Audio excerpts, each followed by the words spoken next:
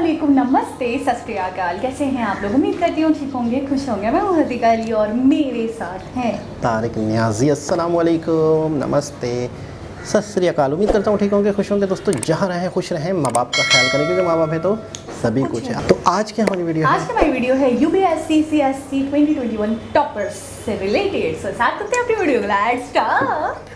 Okay guys, video का title है UPSC CSE 2021 topper interview Shruti Sharma से। स्टार्ट करते हैं वीडियो को। More than I think number of hours, quality of जो आप पढ़ रहे हो वो ज़्यादा इंपॉर्टेंट होता है। यूपीएससी जैसी तैयारी में कई बार आप घर पर बैठकर नहीं कर सकते हो, थोड़ा एक्सपोजर चाहिए होता है। बहुत सारे इंजीनियर्स, बहुत सारे साइंस बैकग्राउंड के सब्जेक्ट के लोग हमेशा टॉपर्स रहे हैं यूपीएससी में। तो आई थिंक अपने इंटरेस्ट बेस्ड चीज़ें रखनी चाहिए 11th-12th में भी।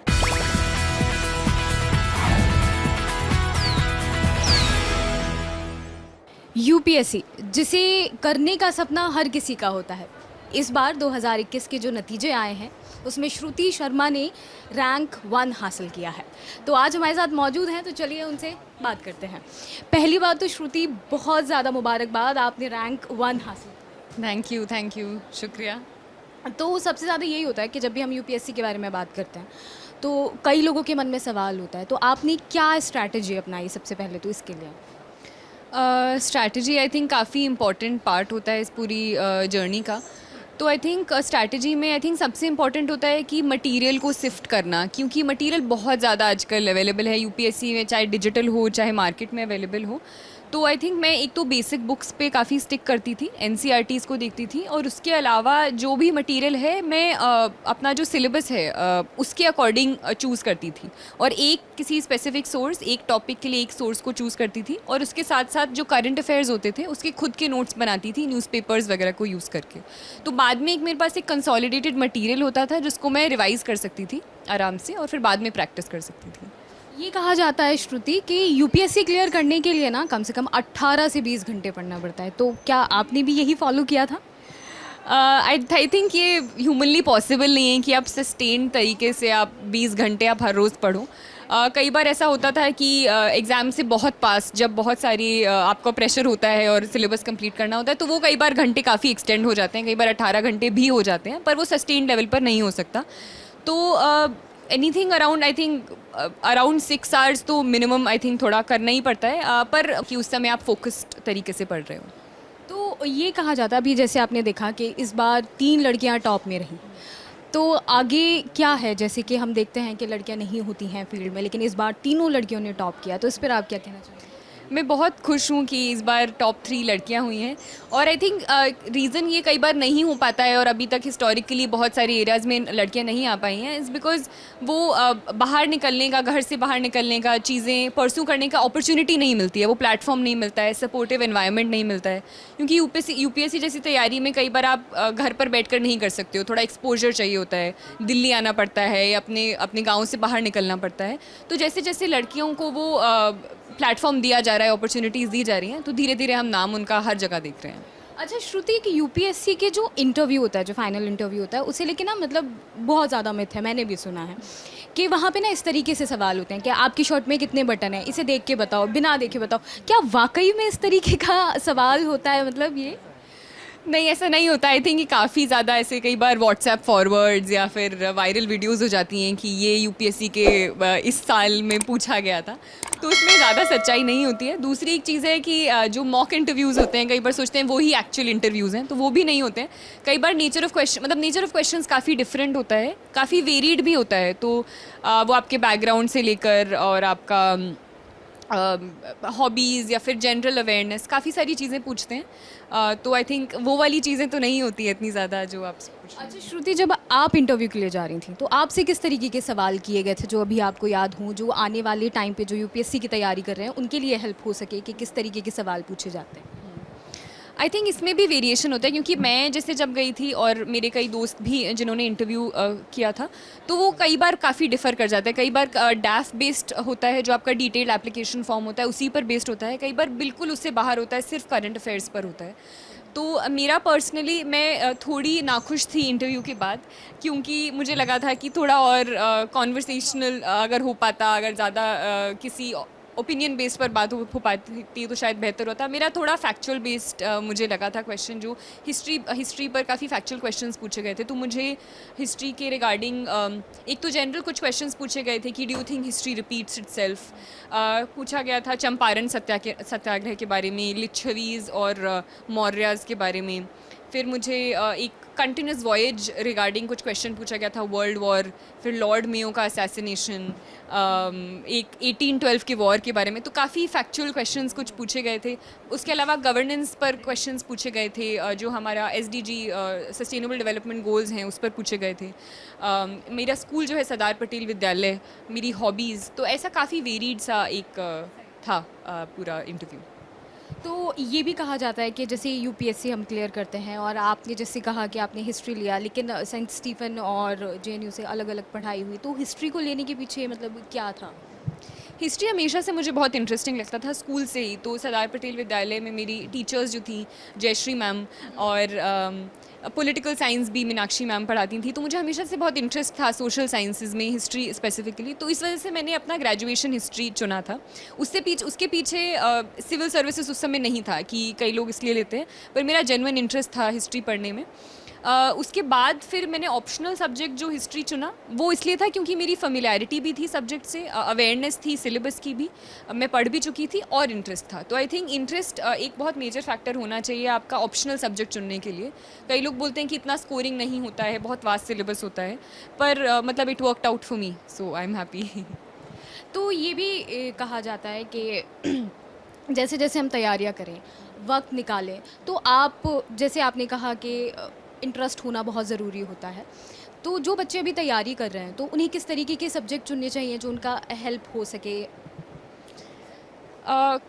लोग कहते हैं कि सोशल साइंसेज 11th-12th में कई बार हेल्प करती है, ह्यूमैनिटीज़ बैकग्राउंड आपको हेल्प करता है। वो बस इसलिए कहते हैं क्योंकि कई बार बहुत सारे सब्जेक्ट्स जो हम पढ़ते हैं, जो सिलेबस में होते हैं, जनरल स्टडीज़ के सिलेबस में 1, 2, 3 पेपर्स में होते हैं, वो आपको 11th-12th की किताबें पढ़नी पड़ती हैं, चाहे वो जोग्राफ़ी हो, हिस्ट्री हो, पॉलिटिकल साइंस हो। तो ये वाली आपको किताबें पढ़नी पड़ती हैं। तो इसलिए बोलते हैं कि शायद हेल्प करता है आर्ट्स का सब्जेक्ट, पर ऐसा भी नहीं है। बहुत सारे इंजीनियर्स, बहुत सारे साइंस बैकग्राउंड के सब्जेक्ट के लोग हमेशा टॉपर्स रहे हैं UPSC में।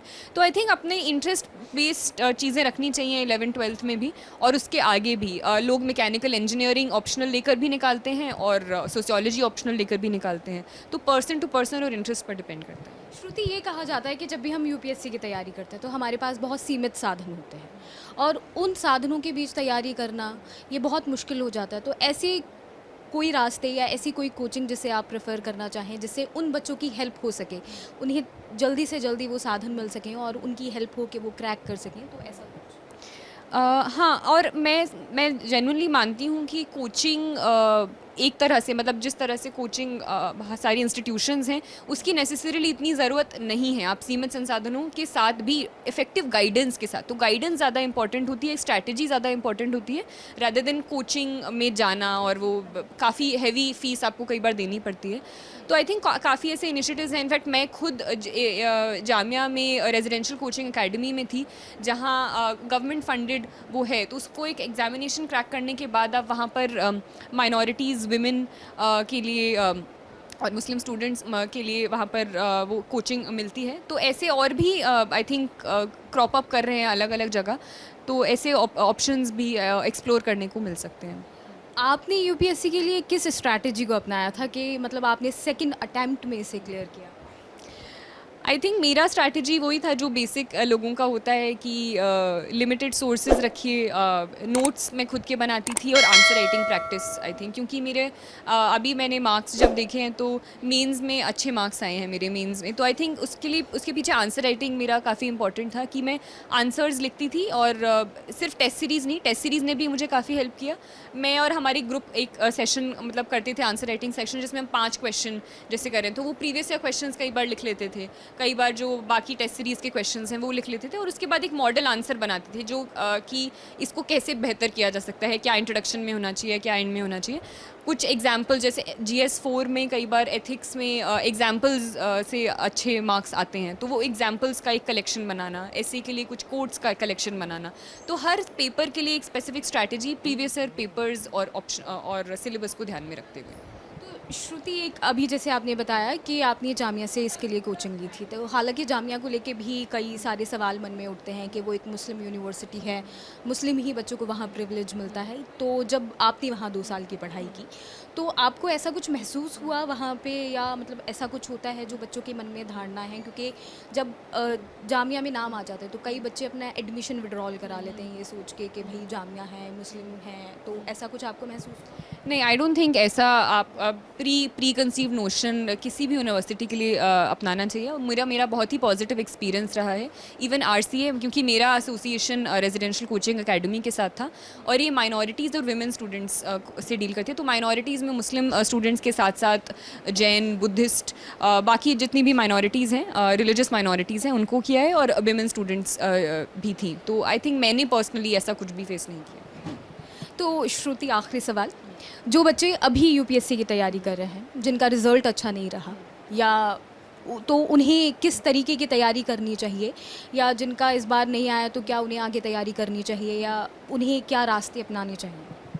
आई थिंक ये क्वेश्चन हर कोई खुद ही आंसर कर सकता है कि तैयारी कंटिन्यू करनी चाहिए या नहीं करनी चाहिए।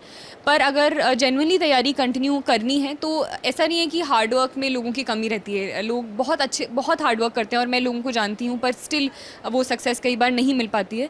तो वो एक कई बार वो सेल्फ वर्थ का भी कई बार इशू हो जाता है, मेंटल हेल्थ इश्यूज़ हो जाते हैं। तो इस कॉन्टेक्स्ट में एक सपोर्टिव एनवायरनमेंट आई थिंक की भी काफ़ी ज़रूरत है। और रादर देन हताश होने से मुझे लगता है कि अगर प्रॉब्लम एरियाज़ हम आइडेंटिफाई कर पाएँ, कई बार जैसे मुझे प्रीवियस ईयर आंसर राइटिंग में मैं अगर कहूँ तो प्रीवियस ईयर जो टॉपर्स थे उनकी जो पर्सनली मुझे अच्छे लगते थे, मैं उनकी आंसर कॉपीज़ देखती थी कि शायद इनमें क्या अच्छा है जो मैं अपना सकती हूँ। तो हर किसी का नहीं, जो आपको अच्छा लगे वो आपको खुद चेरी पिक करना है, but how to work on your self, I think आप उस पर काम कर सकते हो। और अगर आपके अटैम्प्ट ख़त्म हो गए हैं, आपको लगता है कि कुछ और आपकी कॉलिंग है, तो आई थिंक वो भी एक बहुत ही वैलिड एक ऑप्शन होता है। ज़रूरी नहीं है कि आप सिर्फ इसी में लगे रहें। There are many things I think apart from UPSC also जहां आप कंट्रीब्यूट कर सकते हैं नेशन के लिए। Thank you Shruti, Lallantop के रंगरूट से बात करने के लिए थैंक यू सो मच।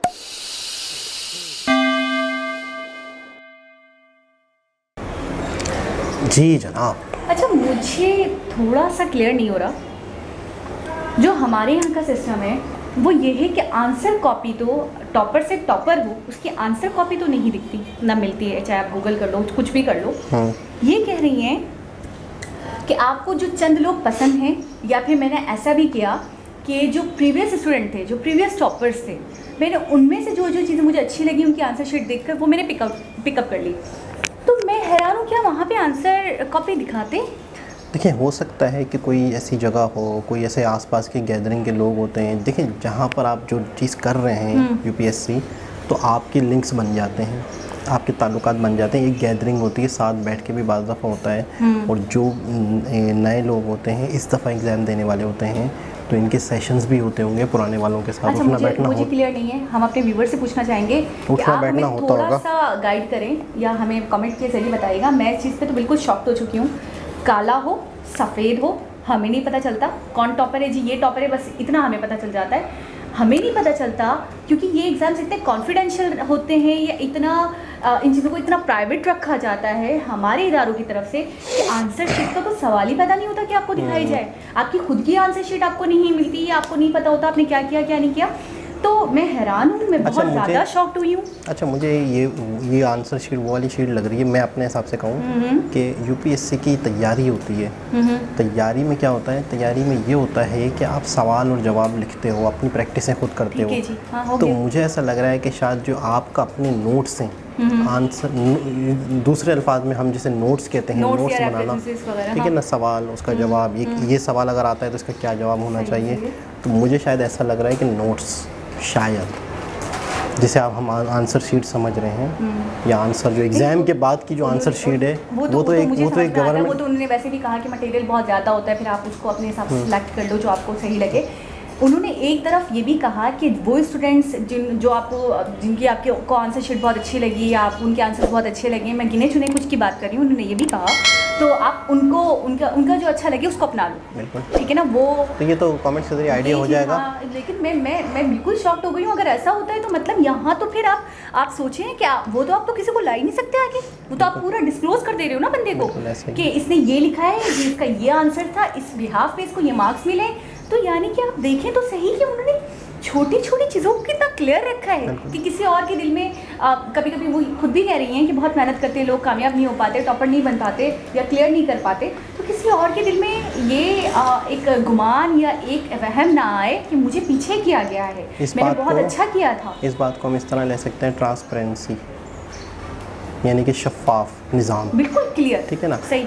अच्छा, एक चीज़ उन्होंने बड़ी अच्छी बताई जो हर फील्ड में मैं कहता हूँ वेरी करती है। बेशक आप वीडियो देखने वाले, इनकी वीडियो जिन्होंने देखी या हमारी वीडियो जो लोग देख रहे हैं, ज़रूरी नहीं है कि वो यूपीएससी के एग्ज़ाम दे रहे हों, लेकिन मैं कहता हूँ जो फोकस होता है अपनी एक फील्ड चुनकर, अपना एक सब्जेक्ट चुनकर, वो बार बार पूछ रही हैं आप क्या मशवरा देंगे इनको, आप उनके लिए क्या कहेंगे, तो वो बार बार क्या ये आपको खुद से डिफ़ाइन करना है, ये आपको खुद से ढूंढना है, अपने अंदर सर्च करना है, अपने इंटरेस्ट को समझना है। बाज़ दफ़ा हमें ही नहीं पता होता है कि हम कौन सा सब्जेक्ट लें, किस पे हम मज़ीद आगे तालीम हासिल करें। तो सबसे पहले या किस फील्ड में जाएं, सबसे पहले तो आप अपने इंटरेस्ट को देखें।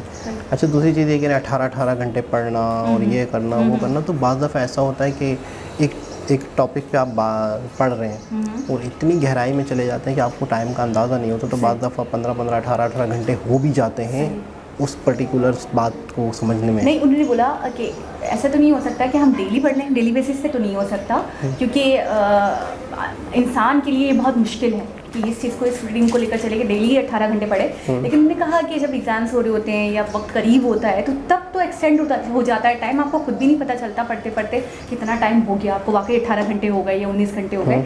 एक चीज़ और जिसकी तरफ मैं थोड़ी सी रोशनी डालूंगी कि होता ऐसा है कभी कभी कि जो सामने वाला इंसान है, अगर आप उसको फुल टू एंड फॉलो करो या कॉपी करो या वो बोलो कि वो टॉपर हो चुका है और उसने ऐसे ऐसे करा तो हम भी ऐसे ऐसे करते हैं और हम भी टॉपर बन जाएंगे, तो मैंने देखा है कि ऐसा जब होता है, जब आप सामने वाले को बिल्कुल फुल टू एंड कॉपी कर रहे होते हो, उसको फॉलो कर रहे होते हो, तो कभी कभी ऐसा भी होता है कि वो तो टॉपर बन गया लेकिन आप फेल हो जाते हो या आप पीछे रह जाते हो या आप कामयाब नहीं हो पाते हो, तो फिर आप कहते हो यार मेरे से क्या गलती हो गई। देखो होता ये है, क्योंकि मैंने खुद भी स्टूडेंट्स को टीच करा है, मुझे थोड़ा सा आइडिया है कि मुझे इंग्लिश में और फिज़िक्स में और केमिस्ट्री में और मैथ्स में बहुत इंटरेस्ट रहा शुरू से।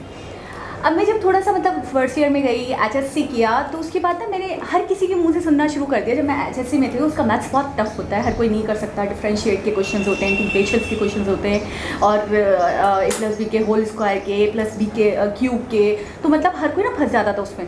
और कभी कभी ऐसा भी होता था कि क्वेश्चंस के अंदर ही आंसर छुपा होता था, आपको क्वेश्चन समझने की वो होती, तो मैं बहुत ज़्यादा माइंड लगाती थी, तो मुझे मज़ा आता था, मुझे पर्सनली बहुत अच्छा लगता था मैथ्स को सॉल्व करने में। लेकिन मैं जिससे मिलती थी, अपने क्लास के स्टूडेंट्स हो गए या बच्चों से मैंने कभी पूछा या फिर मैंने अपने हल्का अहबाब में किसी से पूछा, तो वो हर कोई कहता था हमें मैथ्स से नफरत है, हमें मैथ्स नहीं पसंद, बुरा लगता है, हाँ, ये चिढ़ आती है। अच्छा, एक दफ़ा आपसे भी बात हुई तो आपने कहा मुझे इंग्लिश नहीं पसंद, मुझसे इंग्लिश नहीं पढ़ी जाती थी, मैं स्कूल में भी नहीं पढ़ पाता था।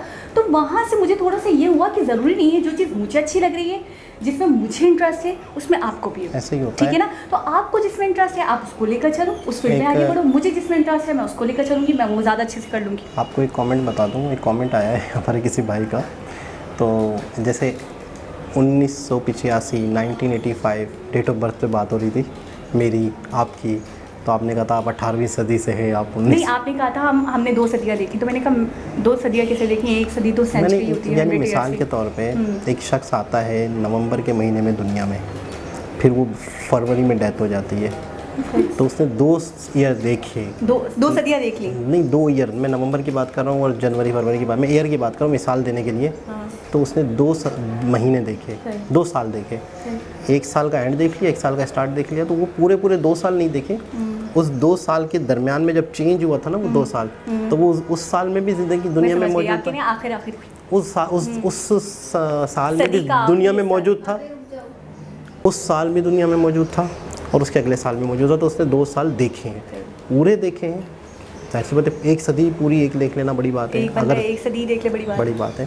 तो वो बात हो रही थी कि 1985 में मैं पैदा हुआ, तो आप कह रही नहीं 1900 में पैदा हुआ है, 85 में, तो आप 1885 में पैदा हुए, तो आपने 2 सदियाँ देखी गई।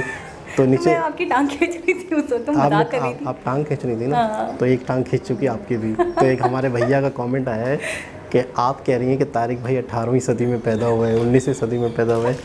तो बोला ये बात, मैं आपका जुमला तो पढ़ रहा हूँ, नहीं सही नहीं सुनेंगी, मर्जी है ना सुने, नहीं बताऊँ। नहीं मेरी टांग खींची तो छोटी सी टांग खींची, ज़्यादा नहीं। कॉर्नर में जाके रोना शुरू कर दो। नहीं सुने तो सही। तो वो कह रहे हैं कि आप तारिक भाई को कह रही है 18वीं सदी में पैदा हुए, 2 सदियाँ देखी। के बाद अंश। तो वो कह रहे हैं कि सिद्रा जी, हज़ीका जी, मुझे याद है आपने कहा है मैं इंजीनियर हूँ, मैं इंजीनियरिंग पढ़ी है मैंने, और मेरा मैथ बहुत अच्छा है। मुझे याद है बोला आपकी वो वीडियो, मैंने आपकी वीडियो याद है मुझे कि जिसमें आपका मैथ बहुत अच्छा है। मैं अब क्या बोलूँ, मैं तो उन्हें चिढ़ा रही थी, आप लोग सीरियस नहीं तो आप देखिए एक मजाक होता है ना, हाँ। वो मजाक का एंड भी होता है, तो आप क्लियर कर देती ना। नहीं आप तो मुझे कहते हैं मुझे बोलने दो, तुम ही बोलती रहती हो, बात कहीं से कहीं निकल गई होगी। आप क्लियर कर देते हैं अच्छा, मजाक। और दूसरी बात ये है कि आप ही कहते हैं हमारे व्यूअर्स बहुत समझदार हैं, हम कब मजाक कर रहे हैं कब सीरियस हैं, मैं भी जानती हूँ, वो इंसान के ही बच्चे कोई पिक्चर पेरी या कोई आत्मा थोड़ी 200 साल कैसे जिंदा रहेंगे, बस मजाक कर रही थी। अगर आपने सीरियस ले लिया तो वैसे मेरा मैथ्स बहुत अच्छा है, अगर आपने सीरियस ले लिया तो सॉरी, ये आपको दिल से बुरा लगा तारिक जी के लिए। बुरा नहीं, एंड मैं वो भी कह रहे हैं कि 2 सदियाँ नहीं चाहिए। अच्छा, ये भी एक यूपीएससी या इसके एग्ज़ाम की जो इंटरव्यू होते हैं उसके लिए भी बड़े अजीबोगरीब सी वीडियोस बनती हैं, फेक वीडियोस भी। 18 घंटे जब उन्होंने बोला तभी मैं सोच रही थी 18 घंटे बंदा कैसे पढ़ सकता है, पागल हो जाएगा, दिमाग खुश्क हो जाए उसका। सोना जागना सारी चीज़ें। अच्छा, 2 सदियाँ तुमने देखी हैं ये लगता है। बात हो रही थी कि एग्ज़ाम कैसे होता है, आपकी शर्ट पे इस वक्त कितने बटन हैं, आपके ये बताएं कितने हैं, 2। ठीक है। तो इस तरह के अजीब से सवाल भी होते हैं। तो हो सकता है कि कभी किसी ने अचानक पूछ लिया हो हाजिर दिमागी के लिए, ठीक है ना, आपकी शर्ट का कलर कौन सा है, नहीं उन्होंने आप बंदे को बोला आपकी शर्ट का कलर कौन सा है, ग्रे। एकदम नहीं मैं क्लियर कर दूँगी। नहीं, मिसाल दे रहा हूँ कि एकदम से फ़ौरन जवाब देना है। अब बंदा यूँ नहीं बताया, 1 2 3 अब बंदा यूँ देखे कलर, तो वो नहीं मैं ऐसे करूँ, 3 बटन है। आपका यहीं से आप फेल हो जाएंगे, 4 साल तक आप नहीं पढ़ पाएंगे। नहीं सर, मैंने नहीं देखा, सीरियसली मेरा टैलेंट है। खैर दोस्तों, बहुत ही ज़बरदस्त, बहुत अच्छा लगा इंटरव्यू। और एक चीज़ और लगी कि ये कोई बहुत ही ज़्यादा फैमिली से नहीं लग रही थी, मिडिल क्लास फैमिली लग रही थी, जिस तरह का घर का माहौल था। और अक्सर देखा है कि बहुत ज़्यादा तरक्की करते हैं, बहुत ज़्यादा एजुकेशन हासिल करते हैं, निचले तबके से, मिडिल क्लास से लोग ऊपर आते हैं। घर से ऐसा लग रहा था कि ऐसा नहीं है कि कोई सोने का चम्मच मुंह में पैदा होने वाले लोग हैं। तरक्की अक्सर देखा है, मेहनत अक्सर देखा है कि गरीब लोग, मिडिल क्लास लोग ज़्यादा करते हैं। 8-8 9 घंटे पढ़ती थी वो दिन में, तो जाहिर सी बात है कामयाबी तो उनकी। इंटरव्यू देने का अंदाज़ भी बहुत ज़बरदस्त, बहुत कॉन्फिडेंस लगी। दोबारा किसी वीडियो से आपसे मुलाकात होगी, जब तक के लिए अल्लाह हाफ़िज़।